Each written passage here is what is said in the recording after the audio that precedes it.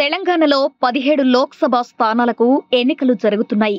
కానీ హైదరాబాద్ లోక్సభ ఒకటి hot topic గా మారింది. ఎందుకంటే అక్కడ దశాబ్దాలుగా పాతుకుపోయిన ఎంఐఎంపై ఈసారి బీజేపీ ఓ ఆడబిడ్డను బరిలోకి దింపింది. తెలంగాణలోనే కాదు దేశవ్యాప్తంగా హైదరాబాద్ లోక్సభ హాట్ టాపిక్ గా మారింది. అసలిక్కడ ఏం జరుగుతోంది? బీఆర్ఎస్, కాంగ్రెస్ పార్టీలు పోటీ చేయడానికే వెనకడుగు వేసే పాత బస్తీలో బీజేపీ ఓ మహిళను పోటీలో దింపడమేంటి? ఇంతకు ఎవరా మహిళ? దశాబ్దాలుగా హైదరాబాద్ లోక్సభలో మరో పార్టీకి చోటే లేదు. ఓవైసీ కుటుంబమే అక్కడ గెలుస్తూ వస్తోంది. మరి ఈసారి పరిస్థితి ఎలా ఉంటుంది?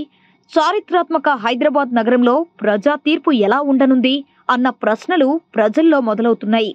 అంతేకాదు బీజేపీ అధిష్టానం హైదరాబాద్ లోక్సభపై ఎందుకంత ఫోకస్ పెట్టింది? అక్కడ పోటీ చేసే అభ్యర్థికి ప్రధాని మోదీ, హోంమంత్రి అమిత్ షా ఎందుకంత ప్రాధాన్యత ఇస్తున్నారు అన్న దానిపైన చర్చ జరుగుతోంది. ఇలా హైదరాబాద్ లోక్సభ వైపు యావత్ దేశం చూస్తోంది. దీంతో MIM chief Asaduddin Owaisi, BJP అభ్యర్థి మాధవీలత బలాబలాలను పోల్చి చూస్తున్నారు.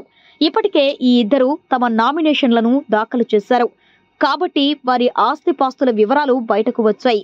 ఇద్దరిలో ఎవరు ఎక్కువ ధనవంతులు, ఎక్కడెక్కడ ఆస్తులున్నాయి, ఎవరికి ఎక్కువ అప్పులున్నాయి, ఇలాంటి వివరాలను తెలుసుకుందాం.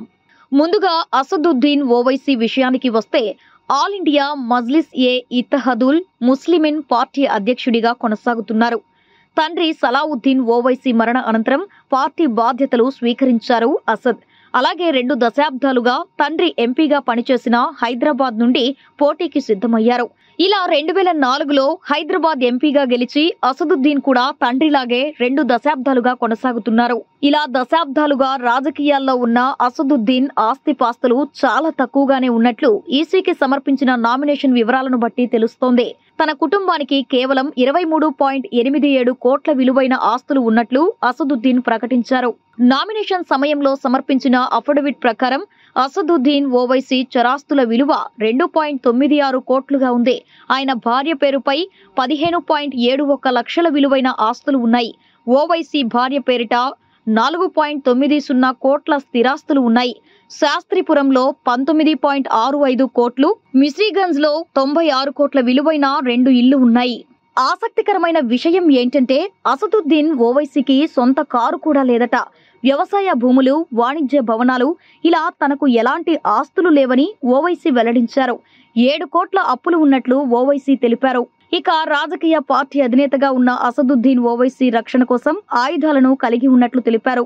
ఒక ఎన్పీ బోర్ 22 పిస్తల్, మరో ఎన్పీ బోర్ 30-60 రైఫిల్ తన వద్ద ఉన్నట్లు అసదుద్దీన్ ప్రకటించారు. హైదరాబాద్ లోని ప్రముఖ హాస్పిటల్స్ లో విరించి ఒకటి. ఈ హాస్పిటల్ యజమాని మాధవీలత ఇప్పుడు హైదరాబాద్ బీజేపీ అభ్యర్థి. ఇలా బీజేపీలో చేరిందో లేదో అలా లోక్సభ సీటు పట్టేసింది మాధవీలత. ఆమె స్థిర చరాస్తుల విలువ ఏకంగా 218 కోట్లు. మాధవీలత కుటుంబ చరాస్తుల విలువ 165.46 కోట్లు కాగా స్థిరాస్తుల విలువ 55.92 కోట్లుగా వెల్లడించారు. అదే సమయంలో మొత్తం 27.03 కోట్ల మేర అప్పులు ఉన్నట్లు వెల్లడించారు. అలాగే విరించి లిమిటెడ్, వినో బయోటెక్లలో ఆమె పేరిట 92 కోట్ల విలువైన షేర్లు ఉన్నట్లు తెలిపారు. ఇక మాధవీలత భర్త కొంపెళ్ల విశ్వనాథ్ పేరిట 56.19 కోట్ల విలువైన షేర్లు, అలాగే అన్లిస్టెడ్ కంపెనీలైన Gajwel developers, PKI solutions, Vira systems లో 16.27 కోట్ల షేర్లు ఉన్నట్లు అఫిడవిట్లో వెల్లడించారు.